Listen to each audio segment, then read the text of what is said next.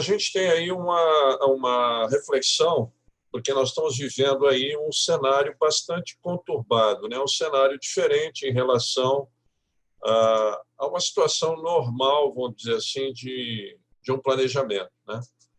Então, as lideranças, de um modo geral, sentem-se assim um pouco em dúvida. Nós vamos vendo que realmente o processo não está tão claro como já esteve em outros momentos. Quer dizer, a pandemia ainda a gente não sabe até quando a gente vai estar em bloqueio e as cidades vão estar aí com dificuldades, então não se sabe exatamente o que fazer, né? Então, muitas empresas ainda estão, vamos dizer assim, trabalhando home office, e é uma situação que me parece que deve continuar ainda por algum tempo, né?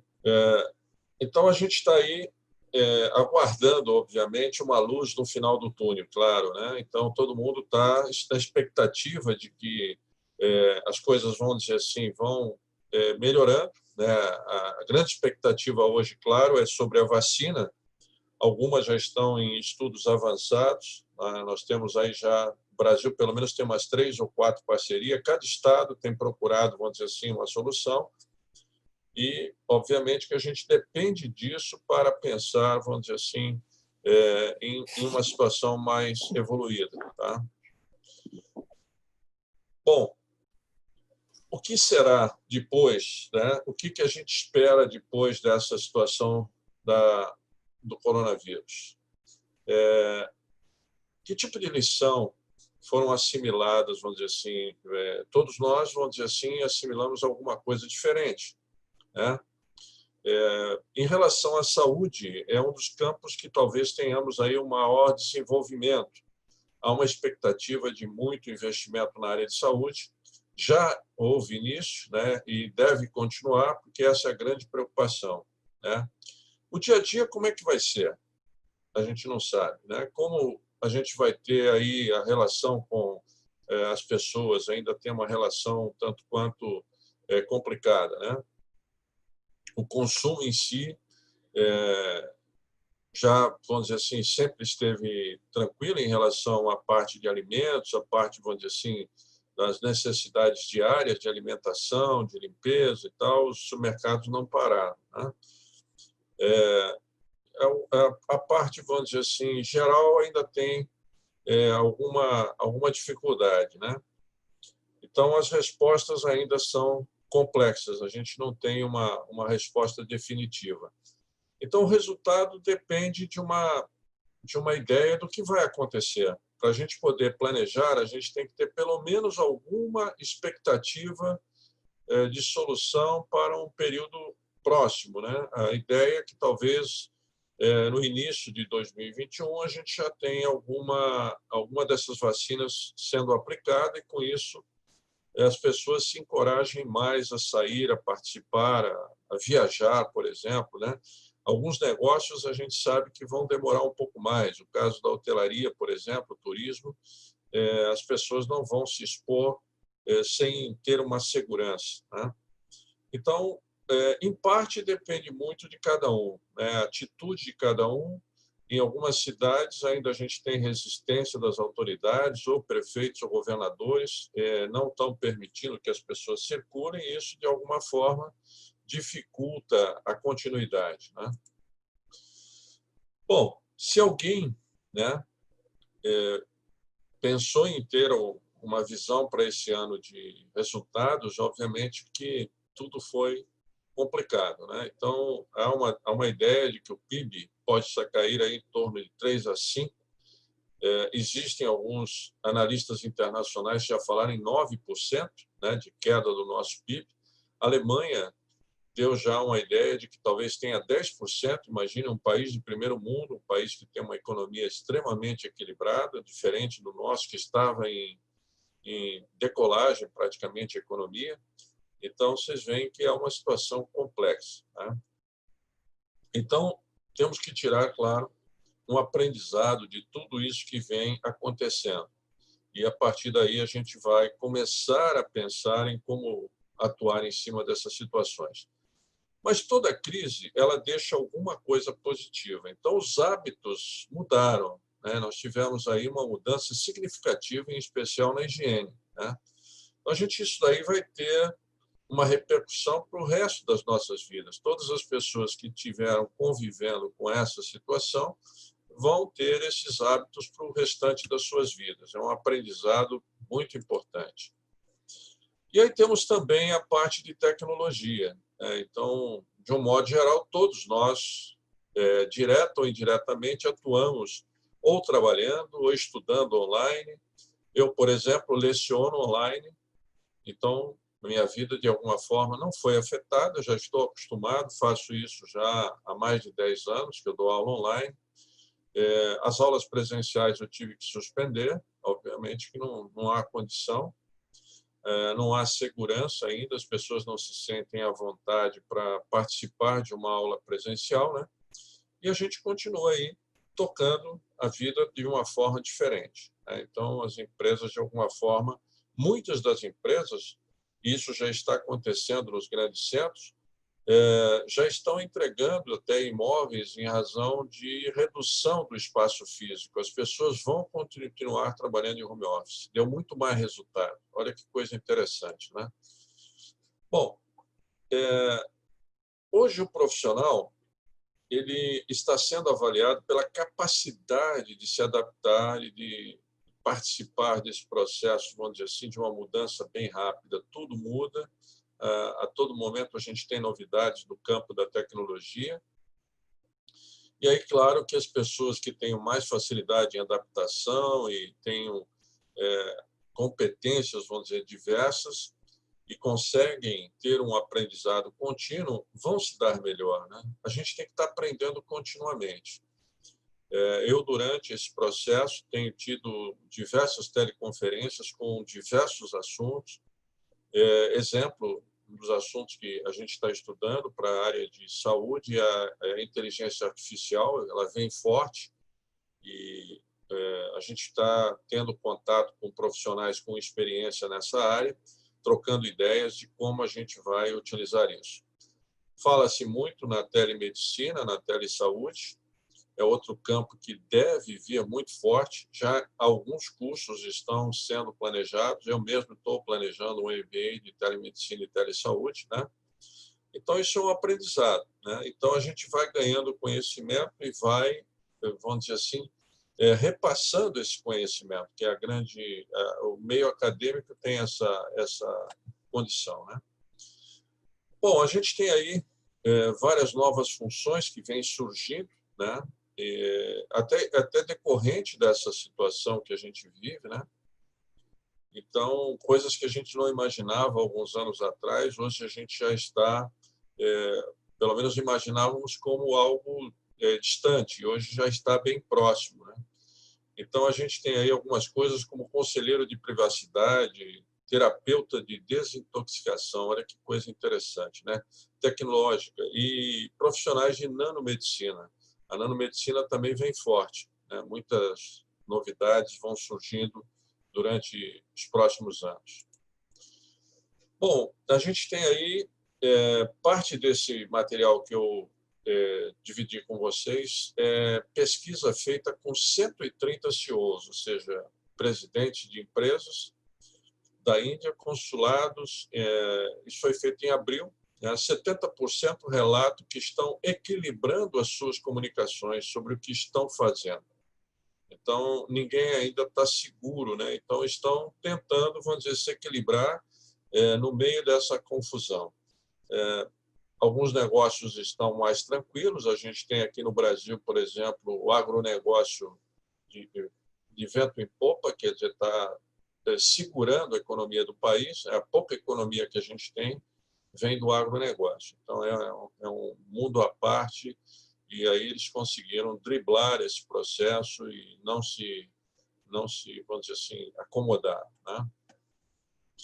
Bom, a gente tem que se preparar, porque toda crise gera oportunidade. Então, novas oportunidades vão surgir no mercado, né? O pós-pandemia, as empresas devem vir aí com planos de negócios diferenciados, né? Os profissionais, vamos dizer assim, vão ter que ter uma atitude de enfrentamento dessa nova situação. Algumas empresas estão com a situação financeira muito abalada, E aí a criatividade vai funcionar. Então, quem tiver a capacidade de inovar, de criar, de trazer mudanças, né? Então a gente terá aí um campo bastante fértil para isso, né? E se antecipar, né? Isso é um ponto. A velocidade das empresas, vamos dizer assim, se reerguerem é que vai ser o ponto forte desse processo, né? Bom, a gente tem que imaginar o seguinte: ter um tempo, né, para a gente poder, vamos dizer assim, prever o futuro, né, prever e explorar o que vai acontecer. Então, uma parte do que a gente dedica no nosso trabalho, a gente tem que imaginar o que fazer, né? Como estarão os clientes depois da crise, né?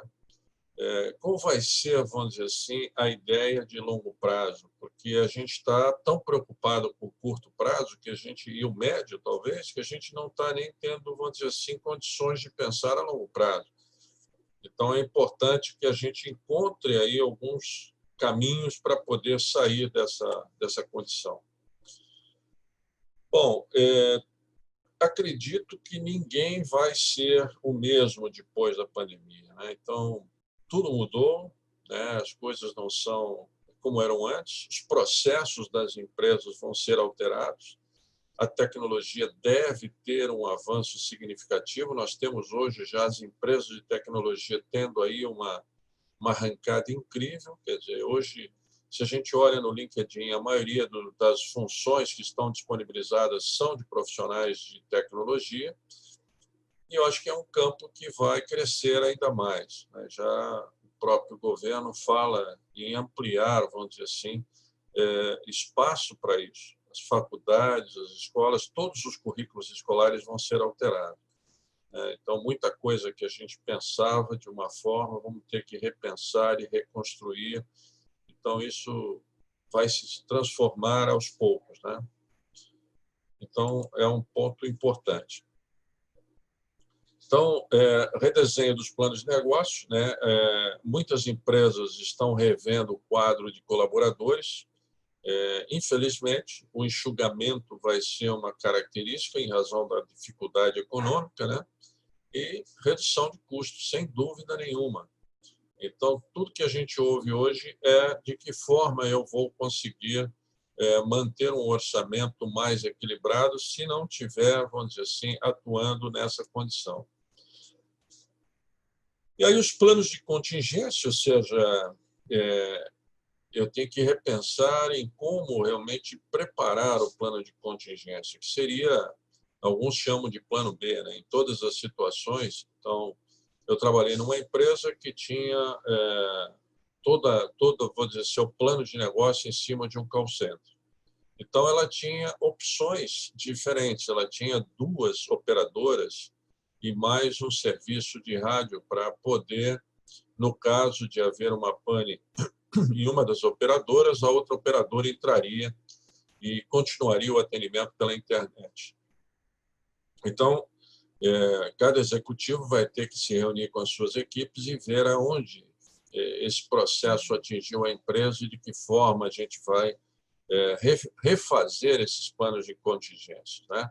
O reforço do caixa, quer dizer, alguns vão se desfazer de seus ativos, né? Vão ter que vender parte do seu patrimônio para poder equilibrar, e isso traz realmente uma mexida forte no mercado. Bom, a gente tem que pensar no que vai mudar em relação ao nosso cliente. Que tipo de expectativa você tem em relação aos clientes da sua empresa? Como vão estar os mercados daqui para frente, né? E como é que vai funcionar o ambiente operacional? Então, isso tudo vai ser, vamos dizer assim, motivo de muita reflexão e de muita conversa, né? Bom, a gente tem que ter essa visão, concentrar-se no cliente, no que o cliente vão exigir das empresas, como será o atendimento daqui para frente, as novas demandas e evoluções que vão surgir, a ressonância dos produtos e serviços, como é que isso vai impactar determinados produtos e serviços. Alguns produtos eu acredito que nem vão perdurar mais, em razão dessa situação, a gente vai repensar esse produto. Alguma área de serviço também vai ter que se repensar. E aí, claro que isso vai exigir treinamento, né? As empresas vão ter que passar por uma revisão completa na área de treinamento. Isso é um ponto que deixa aí uma condição bastante interessante. E aí pergunta também como serão os principais negócios. Eles serão resilientes, né? Eles vão persistir depois dessas mudanças. Alguns negócios a gente sabe que já estão desaparecendo, infelizmente. Já se fala nos grandes centros em muitas empresas que fecharam. Aquelas empresas que já não vinham bem, que já vinham com algumas dívidas, que já vinham com o seu problema financeiro agravado. Com essa situação, infelizmente, não vão perdurar, não vão continuar, né? A gente tem que considerar ameaças e oportunidades. Temos que pensar muito forte, né, nessa condição. A gente vai, durante a disciplina, falar um pouco sobre isso. Rever os negócios, se a gente tem que mudar alguma coisa, se tem que anular alguma coisa, se tem que retirar algum negócio de circulação ou da prateleira, como a gente diz, né? Porque eles não estão fazendo mais sentido. Então, a gente não pode segurar muito. Aquilo que não está dando resultado tem que rapidamente se livrar dele, né? A gente tem que investir naquilo que pode trazer recurso e caixa rápido. O fluxo de caixa tem que ser abastecido rapidamente, né? Bom, tem aí uma série de perguntas ainda. Vocês creio que possam ter aí uma série de perguntas a nos fazer, né? Pode-se criar uma lista de alternativas e um debate, né? Um brainstorm com os executivos, com os gerentes e com a empresa como um todo. Eu acho que esse retorno poderemos fazer realmente uma conversa ouvindo todo mundo. Como é que vocês repensam a empresa? Vamos repensar a empresa. Vamos ver a empresa agora com outros olhos, os olhos de crítica realmente, né? Como é que o nosso negócio pode prosperar? Então, acho que aí vem uma situação bastante interessante. Eu não sei se até aqui alguém gostaria de fazer alguma pergunta, algum questionamento. Senão a gente continua entrando já, vamos dizer assim, no conteúdo. O aspecto da velocidade é importante, quer dizer, como as empresas vão reagir, né? Em que velocidade isso vai acontecer. Então, considera-se que não é o melhor, mas o mais rápido, aquele que tiver a capacidade de reagir a essas situações, vão ter uma vantagem competitiva, né? E aí a gente entra no conteúdo.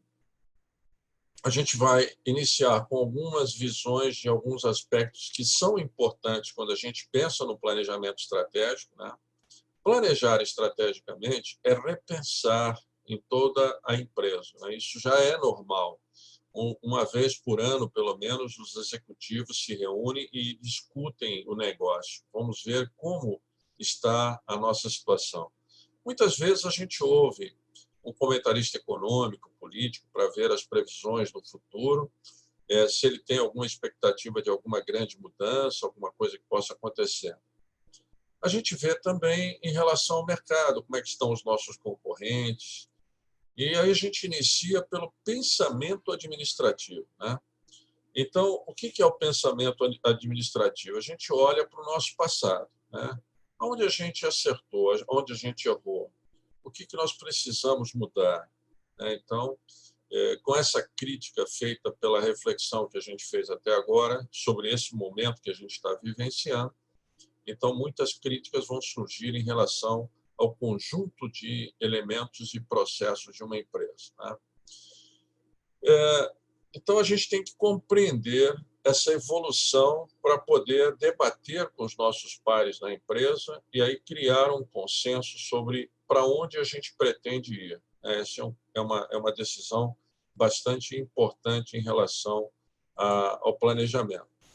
A gente tem o aspecto da administração, né? A administração ela está realmente colaborando com o planejamento, porque ela tem os seus conceitos e técnicas, que vão evoluindo com o tempo, né? A tecnologia vai mudando determinados conceitos e as técnicas também, e aí vão permitindo que a gente pense melhor o processo de planejamento, que nada mais é do que planejar, né? Depois dirigir, organizar e controlar. São as 4, vamos dizer assim, áreas específicas da administração e que colaboram com toda a organização. A gente pode dizer que administrar é uma arte, né? Tem algumas pessoas que veem desta forma, alguns autores, né?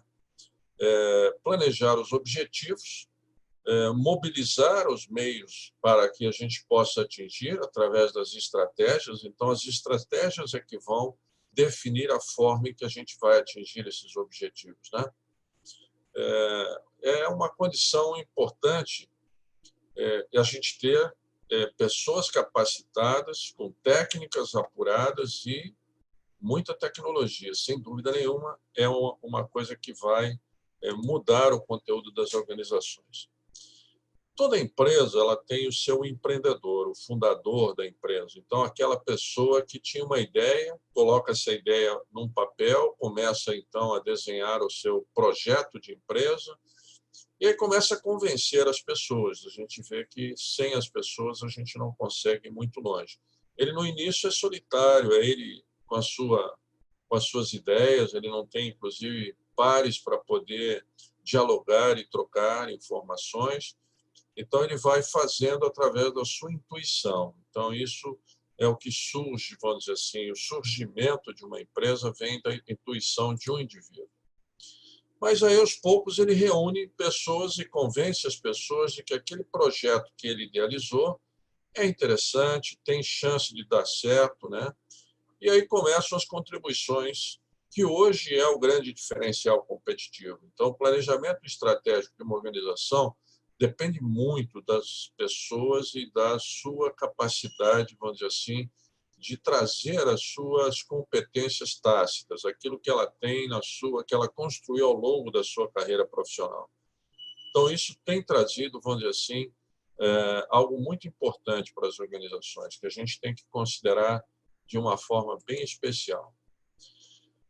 E o administrador, né, que é aquele líder, aquele indivíduo que vai trazer, vamos dizer, soluções, que vai repensar junto com a equipe, que vai conduzir a equipe a uma ideia, né, a executar as ideias, né? E aí surge, então, o que a gente chamaria de um diretor, de um administrador de empresas. Então, esses elementos são os que vão fazer com que a empresa evolua e atinja os seus objetivos, né? As funções a gente já definiu: planejar, dirigir, controlar, né? Organizar. Então, essas são as funções básicas da administração que vão caber à alta direção da empresa. Ela que vai trazer essas funções para que a empresa consiga, vamos dizer, ter a sua continuidade, né? O planejamento é tomar decisões sobre objetivos, ações futuras e recursos. Como a gente viu, está um pouco difícil planejar nesse momento, e aí muita inspiração, muita intuição, muita capacidade de superação, né? Muita resiliência, enfrentar a crise e conseguir sair dela com sucesso. A organização que, na verdade, tem o aspecto das decisões, né, sobre o aspecto de poder da organização, o aspecto da autoridade. Isso é importante, né, porque hoje, por mais que a gente tenha as empresas, vamos dizer assim, extremamente arejadas, com seus ambientes, as salas não mais fechadas, então a gente participa da diretoria, os profissionais participam diretamente, vamos dizer assim, envolvendo as suas equipes, né? E com isso a gente vai tendo a divisão das responsabilidades, das tarefas e dos recursos, né? As empresas vão trabalhando de uma forma bem mais dinâmica do que a gente tinha com os gabinetes fechados, a diretoria isolada. Hoje não. Hoje, geralmente, nós temos ambientes abertos, né? As funções de direção ainda, coordenação, mobilizar as pessoas, né? Então, a gente tem que, ao liderar, a gente tem que ter a capacidade, vamos dizer assim, de as pessoas acompanharem as nossas ideias e trocarmos ideias, ouvirmos mais as pessoas. Hoje falta um pouco isso, né? Então, algumas empresas não conseguem, às vezes, o sucesso esperado, porque é apenas uma ou duas cabeças que pensam e agem. Não, a gente tem que ouvir as equipes, ouvir a opinião dos funcionários, dos colaboradores, né? Isso é importante. E o aspecto do controle é fundamental, né? A gente tem que estar sempre verificando os objetivos e os resultados graficamente para ver se aquilo que a gente planejou está dando resultado. Se não dá, a gente tem que reciclar. Então, não temos que ter vergonha de dizer, olha, não está dando certo, vamos parar e mudar. Então, com o planejamento, considero o planejamento um conjunto de decisões antecipadas. Então, eu vou apostar nisso, né? Claro que é uma aposta com informações muito bem pensadas, muito bem estudadas, discutidas na equipe, para que a gente consiga atingir os objetivos dentro do que foi planejado. E aí vem essa pergunta: por que a gente vai planejar? Será que vocês já pensaram nisso? Então, aí tem vários aspectos, né? Perda de controle pelos governos, sempre a gente tem problemas com relação à parte política, à parte governamental. O mercado extremamente fragilizado, mais do que nunca agora. Formação de blocos comerciais, a gente vê isso muito claramente. Hoje o Brasil aí conseguiu abrir, vamos dizer assim, uma expectativa muito grande para o mercado comum europeu. Então, vários produtos, principalmente agrícola, a gente vai ter, vamos dizer assim, uma condição excepcional, não teremos taxação, né? Então, a união, vamos dizer assim, do Mercosul, alguns países que ainda resistem um pouco a participar, mas deve ter aí uma evolução, assim como ocorre em outros continentes. O avanço da tecnologia, indiscutivelmente, está mudando tudo, está fazendo a gente repensar nos processos. Então, aquilo que eu falei, atualmente, o mais rápido vence o mais lento, e não o maior vence o menor. Então, tem muita empresa que, às vezes, está com um porte menor, mas tem velocidade nas suas mudanças e ela consegue uma posição de destaque. O ser humano é o destaque, né? Desafiando de maneira insólita a natureza crescente, interdependência global, quer dizer, a globalização começa a ter, vamos dizer assim, definições de situações de alguns países tendo destaque em uma área ou em outra. A economia passando por um problema mundial, como nunca aconteceu, né? Então, países que sempre tiveram uma situação estabilizada vão ter, obviamente, problemas. E, claro, que a tecnologia vai estar acessível a todos nós. Então, isso é uma coisa que não é mais um diferencial competitivo. Por isso é que a gente fala que o diferencial competitivo são as competências tácitas dos seus colaboradores. As empresas têm que pensar desta forma, né? Bom, a estratégia, esse termo, ele veio da área militar. Então, era a arte do general, ele fazia um plano para atacar os inimigos ou para se defender, e através disso surgiu essa palavra que hoje é utilizada de forma abrangente, né? Então, é importante a gente ter essa visão de que a estratégia é algo assim que tem que ser repensado constantemente. A gente tem que refazer, que é a forma de atingir os objetivos que são planejados. Então, aqui a gente tem nesse mapa claramente como é que as coisas se desenvolvem. Por um lado, eu tenho a definição do planejamento, eu tenho uma metodologia que a gente vai adotar para estabelecer um plano de ação. Eu vou demonstrar isso para vocês em algum momento aqui da aula. Permitir que as estratégias criem os caminhos para os projetos, né? Então, a gente tem aqui nesse desenho aonde a gente está, né? Aqui a visão, obviamente, de uma situação. Eu estou nessa posição aqui, né? E eu pretendo chegar aonde? Eu pretendo chegar aqui, ó. Essa é a ideia, né, de onde eu estou pretendendo atingir. Então, você vê que os caminhos são as estratégias. Então, essa seta aqui ela apresenta as estratégias, tá? Então, essa é a visão que a gente tem, tá? Continuando, a gente tem aí os objetivos sendo atingidos, claro, ou modificados de acordo com a situação. A gente pode ter aí uma mudança, vamos dizer assim, né, dessa situação, e obviamente que a gente precisa estar sempre, vamos dizer assim, imaginando alterações, né? Se a gente não atingir, a gente tem que pensar numa forma de modificar, de sair dessa situação e partir para uma outra situação melhor, que a gente possa conduzir, né, a empresa. Bom, aqui a gente tem o modelo estratégico, né, o ambiente empresarial, de um lado, com recursos empresariais estratégicos, valores e preferências dos decisores, das pessoas que tomam decisão na empresa, a expectativa social e comunitária, o que nossos clientes estão esperando, a estratégia que foi definida pela empresa, e aqui os objetivos, ou expansão ou diversificação. Qual é a posição que a gente pretende para a nossa empresa? Se eu vou expandir, vai ter aí controle e reavaliação, para ver se eu estou seguindo os caminhos corretos. Se eu vou diversificar, também controle e avaliação, né? Então, tudo que é feito tem que ter uma sequência e tem que ter um acompanhamento. Então, a aplicação de um planejamento estratégico é um conjunto de conceitos e técnicas, quer dizer, bate exatamente com aquela visão de administração, né? E aí se fundamenta em negócio, missão, visão e princípios. Então, a gente tem que fazer a definição, qual é o meu negócio, né?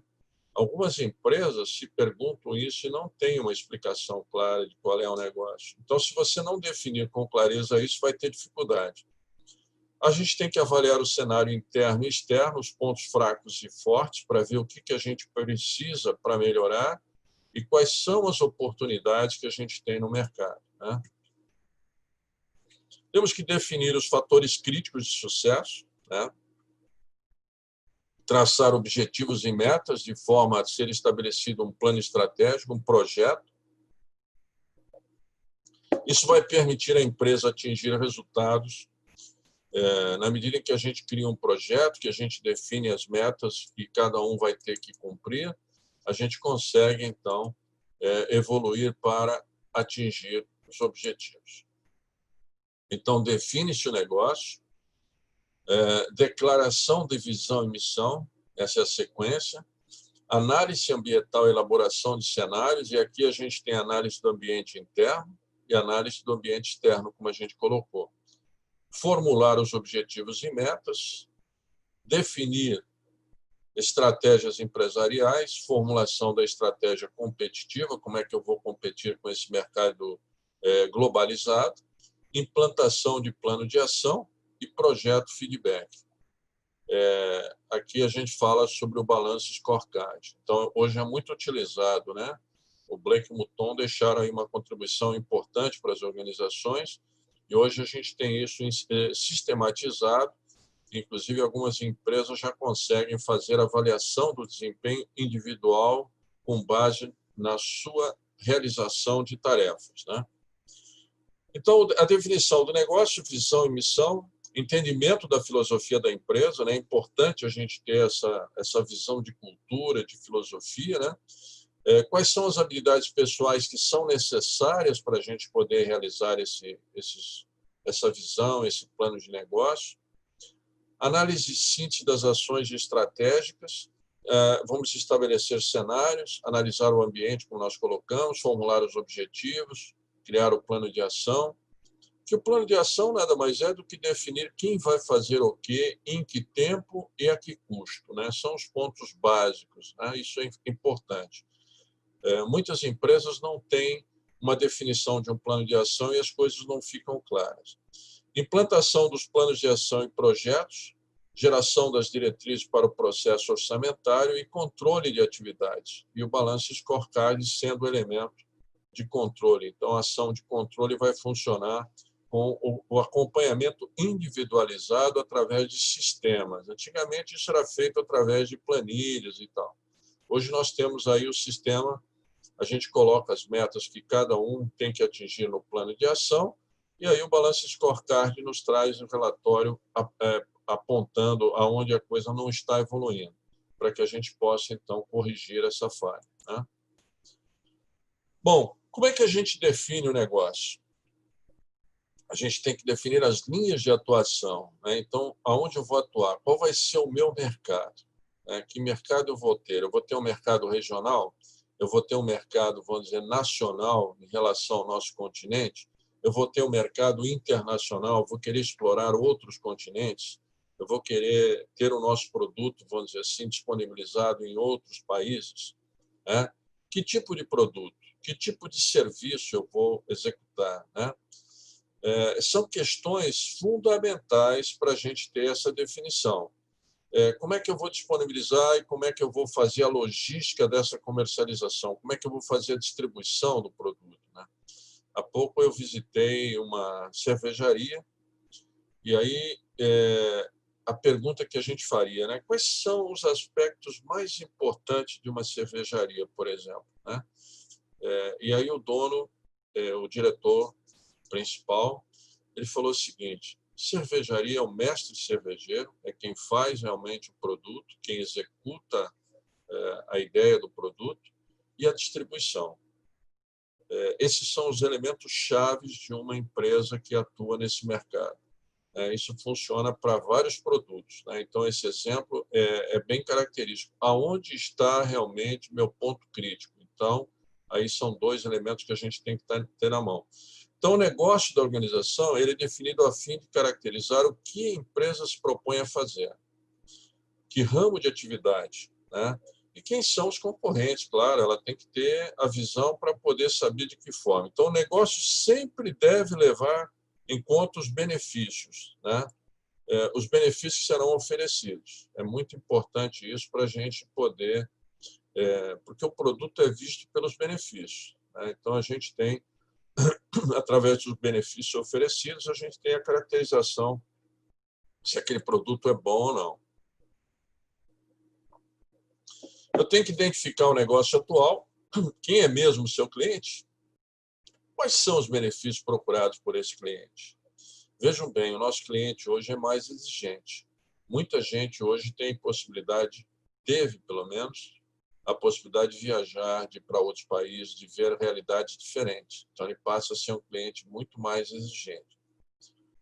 Qual a tecnologia que vamos fazer uso? Tá? Hoje a gente vê uma fábrica de automóvel e dificilmente eu vejo profissionais atuando. A gente vê mais robôs na sua linha de montagem.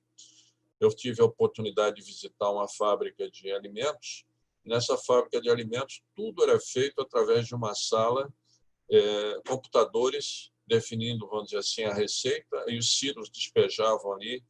Era uma fábrica de biscoito, então os silos despejavam os ingredientes, a farinha, o leite, os ovos. A massa era batida numa grande máquina, já saía, já ia para corte, né? A massa era preparada de forma a passar por rolos cilindros de precisão, aquilo já saía na espessura, aí ia para o corte, do corte ia para o forno já saía na posição já de empacotamento, aquilo era empacotado pela máquina, e a gente só viu mão de obra no final, na ponta final, quando os empregados colocavam os pacotes prontos dentro das caixas para levar para os clientes, né? Então, essa é a visão de uma empresa hoje, das indústrias de um modo geral. Então, a adequação do negócio ao século XXI é isso aí, né? Evite a miopia, não tenha problemas, vamos dizer assim, de enxergar a distância, de ver melhor, de enxergar o seu problema de forma a conseguir uma solução. Tem que ouvir o cliente, fazer pesquisa de mercado, saber como o cliente está pensando o nosso produto para a gente poder adequar a sua necessidade. E por aí vai, a gente tem que analisar constantemente o mercado. Existem hoje empresas de pesquisa de varejo que dão todo tipo de informação, além, claro, de a internet ser um mecanismo incrível de informação. Hoje a gente sabe tudo sobre o cliente, o que ele pensa, como é que ele age através da internet. Aqui nós temos um negócio interessante, uma coisa que aconteceu, um fato real. A Copenhague começou a ter concorrentes, né? Então, nós tivemos aí algumas empresas surgindo, né? Algumas empresas de chocolate surgindo que diziam que eram concorrentes da Copenhague. Então, a gente teve Cacau Show, que era uma empresa que veio para ser uma concorrente, e aí houve uma revisão do negócio, né? Havia uma visão míope de que eles vendiam chocolates, e alguém repensou e falou o seguinte: não, a gente não vende chocolate, a gente vende presente. Então, a gente vende algo muito mais vantajoso e muito mais importante para o nosso cliente. Como consequência, eles tinham um preço diferenciado. A Copenhague tem um preço bem diferente dos outros concorrentes. E aí ela lançou como combate ao Cacau Show o Cacau Brasil. Então, quem vai concorrer com o Cacau Show não é a Copenhague, é o Cacau Brasil. A Copenhague fica num patamar acima dos concorrentes. Talvez hoje a concorrência internacional que já entrou no país, né?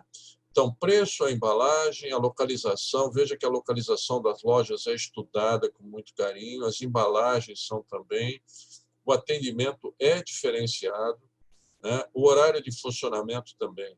Então, é uma empresa que se repensou, né? Ela nasceu em 1928, né, lá em São Paulo.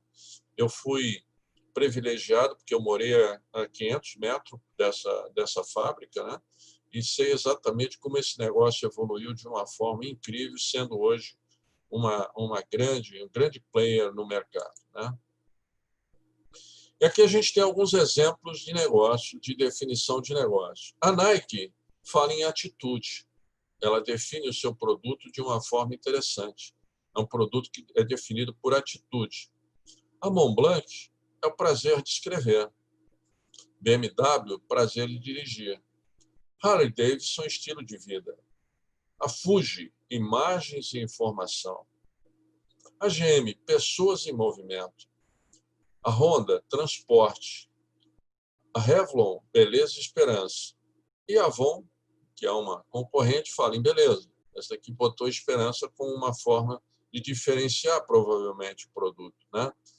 Então, na verdade, cada empresa, na sua debate interno, define uma característica e aí define o negócio. A partir dessa definição do negócio é que todos os demais elementos vão ser atingidos, né? Então, é importante que a gente tenha essa, vamos dizer assim, ideia sobre a empresa.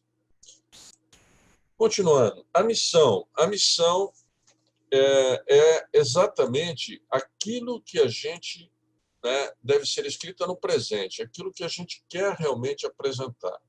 Então, define o propósito, a razão da existência da empresa. Na hora que nós tivemos lá aquele indivíduo solitário, ele criou um produto ou um serviço para atender uma determinada população. Ali se definiu a missão da empresa. Então, essa finalidade da empresa é muito importante ser debatida entre a equipe interna e hoje envolvendo todos os colaboradores. E aí a gente faz algumas perguntas. Fazer o quê? Qual é o nosso negócio? Né? Para quem? Quem é o nosso cliente? Claro, se eu tenho um negócio, eu tenho que ter cliente. Sem cliente, eu não tenho negócio. Onde? A base, prioridade, estratégia de lugar e negócio. Então, hoje a logística é algo que é muito combinado, muito conversado. A gente vê que as grandes indústrias, como nós temos um país de dimensões continentais, e que até agora, infelizmente, nós tínhamos uma malha de distribuição complicada, porque tudo dependia de estrada, né? O governo agora está atingindo um patamar diferenciado, partindo para ferrovia e para hidrovia. Claro que a gente tem também algumas empresas que usam o transporte aéreo, mas ele é muito mais caro, né? Então, a prioridade aqui é saber onde está o cliente, para a gente poder criar essa estratégia, essa logística. E como? O desafio, o diferencial da instituição. Como eu vou me diferenciar dos meus concorrentes? Como é que eu vou fazer a diferença? Eu vou fazer através do produto, da definição? Alguns autores, como o Michael Porter, ele define esses diferenciais, né? Então, a gente vai ter a oportunidade de ver alguma coisa sobre isso. Com que finalidade? Então, hoje se fala muito no aspecto social. A empresa ela tem que ter uma contribuição social. As pessoas esperam isso das grandes organizações. Características de uma boa missão. Menciona o produto, né? Ou serviço, menciona os principais mercados ou clientes, lista as principais atividades desempenhadas e os fatores que diferenciam a organização de seus concorrentes. Então, são características que vão criar um diferencial competitivo ou não. Vai depender muito da equipe, vai depender muito da cabeça estratégica dos seus gestores, né? Aí a gente tem alguns exemplos de missão. A 3M, que é bem conhecida pela capacidade de criar inovações, resolver problemas insolvíveis de maneira inovadora. Sabe aquele papelzinho que a gente prega, né? Foi um cliente que fez uma colocação, né, que ele tinha dificuldade de fazer anotações, às vezes ele perdia os cadernos, os locais onde ele tinha escrito, né? E aí surgiu, né, aquele Plin, acho que é o nome, que a 3M foi a inovadora, trouxe isso daí. A Nike, experimentar a emoção da competição, vocês veem que ela patrocina a maioria dos times de futebol da Europa, dos Estados Unidos, do Brasil, né? Futebol em especial, vencendo e esmagando os competidores. Olha que frase forte. A Sony, experimentar a diversão da inovação e aplicar a tecnologia para o benefício e prazer das pessoas, né? Uma visão também, uma missão bem interessante. E a Disney, fazer as pessoas felizes. E a Disney dá um exemplo de estrutura organizada, né? Todo mundo sabe o que está fazendo. A gente visitando a Disney sabe exatamente como funcionam as coisas, muito bem organizada. É uma das empresas de destaque em treinamento, em capacidade, é muito importante.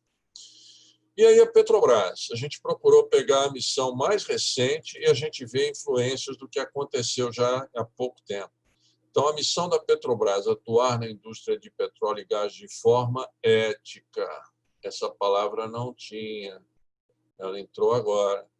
Seguro e rentável, com responsabilidade social e ambiental. Isso aqui também foi modificado. Fornecendo produtos adequados às necessidades dos clientes e contribuindo para o desenvolvimento do Brasil e dos países onde atua. Então, infelizmente, a Petrobras, todos nós assistimos aí a derrocada dela e a reconstrução rápida que ela sofreu, e já nesse ano de 2020 já estava tendo um sucesso bastante, em 2019 já tinha dado resultados positivos, mas, infelizmente, com a paralisação do mundo, o planeta ficou paralisado, o combustível perdeu seu valor, e aí, infelizmente, a Petrobras voltou a ter problemas de caixa, mas ainda está bem mais estruturada do que estava antes, né? E vamos definir visão, né? Então, o que é visão? Ela é escrita no tempo futuro. Lembram que a missão ela é escrita no tempo presente. Então, a visão é algo que eu pretendo chegar. Então, a visão da empresa, entidade, define o destino da mesma, onde eu estou e para onde eu quero ir, um norte, um rumo a ser seguido.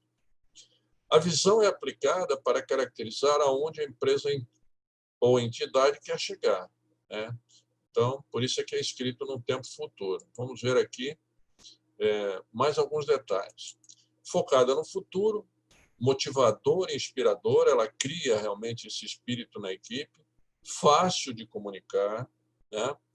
Eu dei consultoria numa empresa que a visão tinha uma palavra em inglês e eu fiz um questionamento quando eu estava entrevistando alguns funcionários, como é que eles entendiam a visão, e alguns disseram que não entenderam.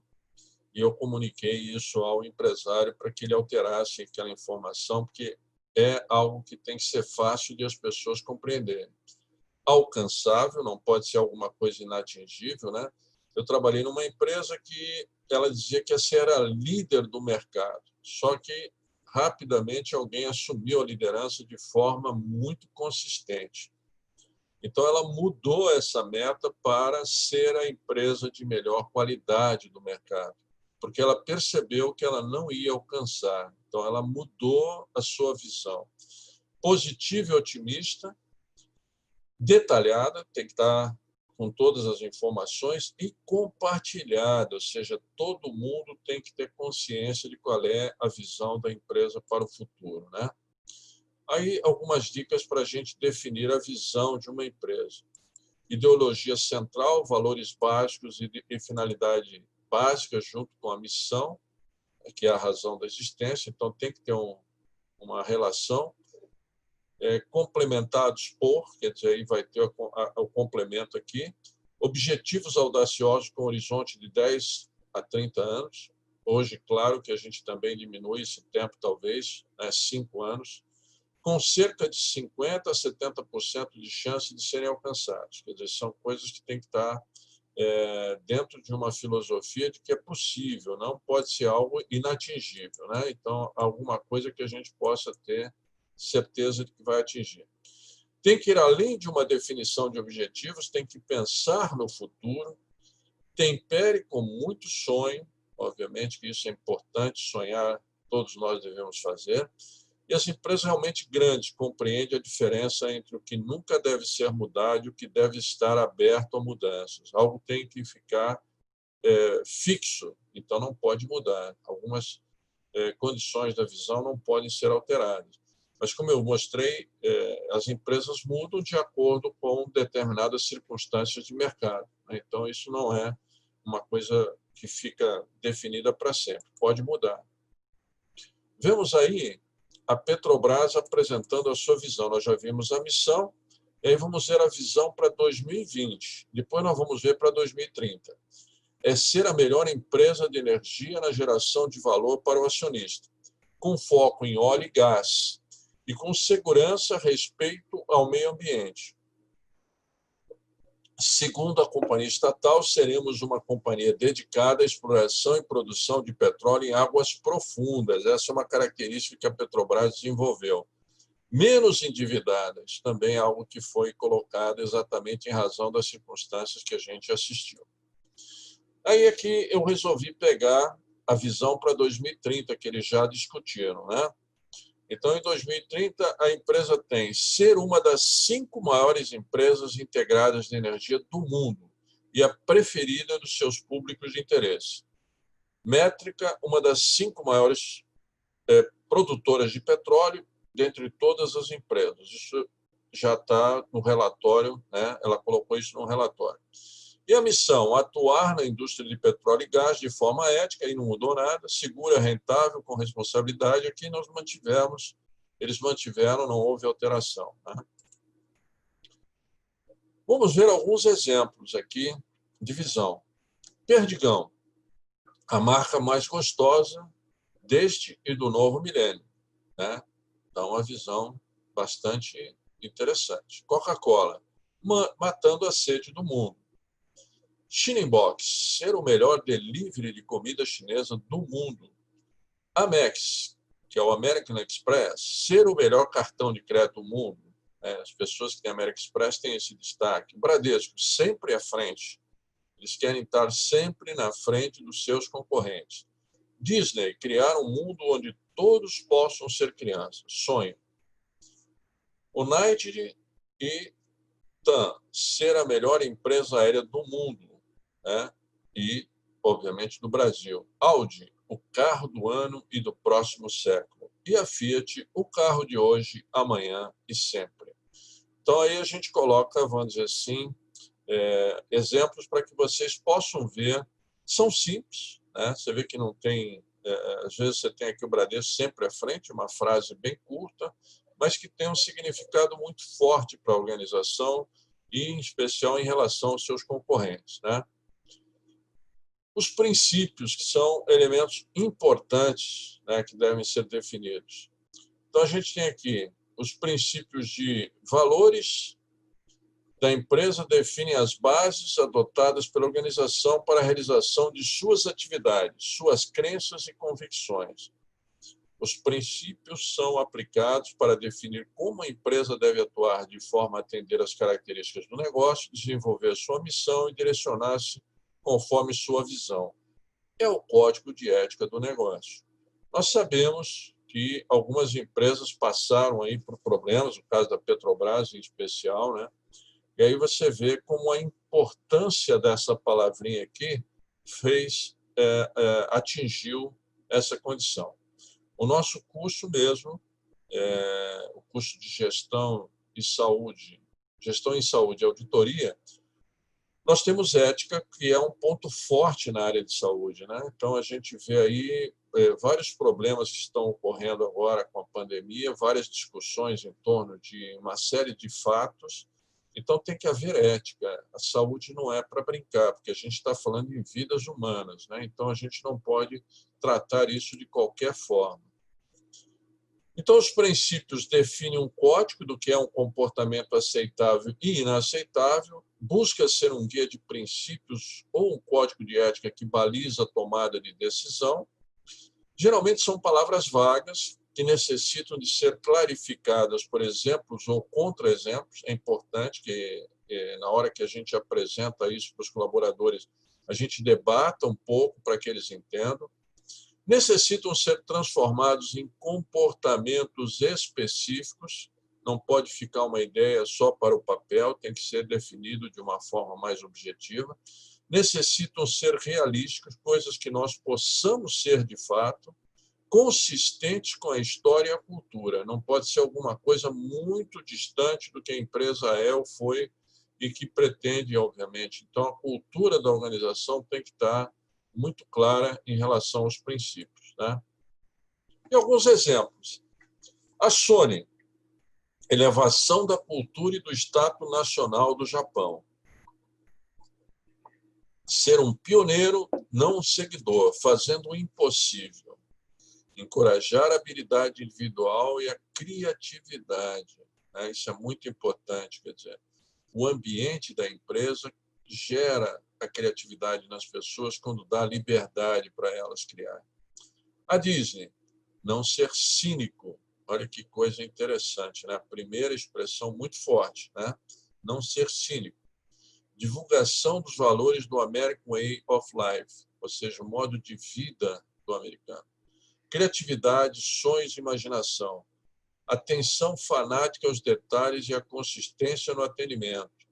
Preservação e controle da magia, né? Então, a gente tem essa visão, quando a gente visita os parques temáticos, a gente tem claramente essa ideia do mundo mágico de Walt Disney, né? Que ele pretende, o fundador deixou essa ideia e permanece até hoje, né? Os fatores críticos de sucesso, a gente vai então discorrer um pouco sobre isso, que é algo importante. As atividades chaves do negócio, quais são? Então, a gente tem que definir isso internamente, debater isso claramente, né? Que precisam ser muito bem realizados, bem operacionalizados. A empresa tem que deixar isso muito claro para que ela possa atingir os seus objetivos. Todos devem estar participando dessa divisão de quais são os fatores, né?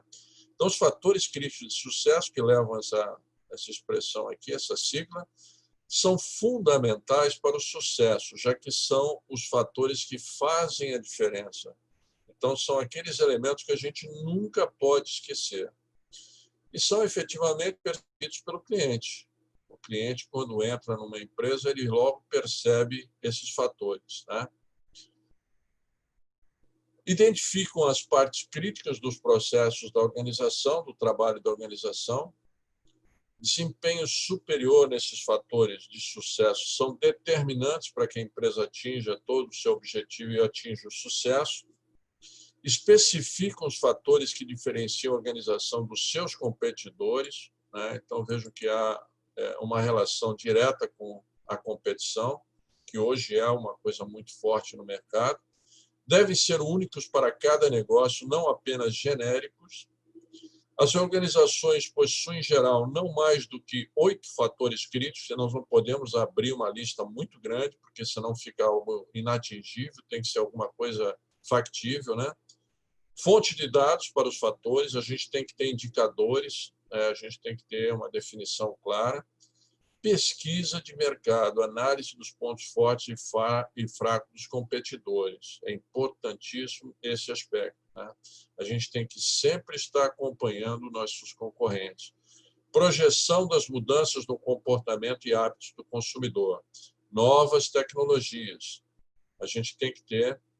Eu dei consultoria na Fiat, na Holding Fiat Brasil, e lá eles têm um profissional que é assessor do presidente da Fiat Brasil, com a missão de pesquisar toda e qualquer tecnologia que está sendo produzida para a indústria automobilística. Então, ele visita as feiras mundiais, ele assina todas as revistas do mundo, né? Então, ele tem acesso a todas as revistas. Eu fui na sala dele, ele tem uma verdadeira biblioteca à disposição, ele pesquisa diariamente na internet tudo de novo que está surgindo para que ele possa trazer essas novidades para a empresa. Mudanças na legislação, existem muitos aspectos na área tributária que às vezes as empresas deixam em aberto e acabam perdendo dinheiro. Pesquisa e desenvolvimento de novos produtos, os clientes precisam ter novidades sempre, essa é uma exigência que o mercado tem, né, de produtos e serviços, obviamente, né?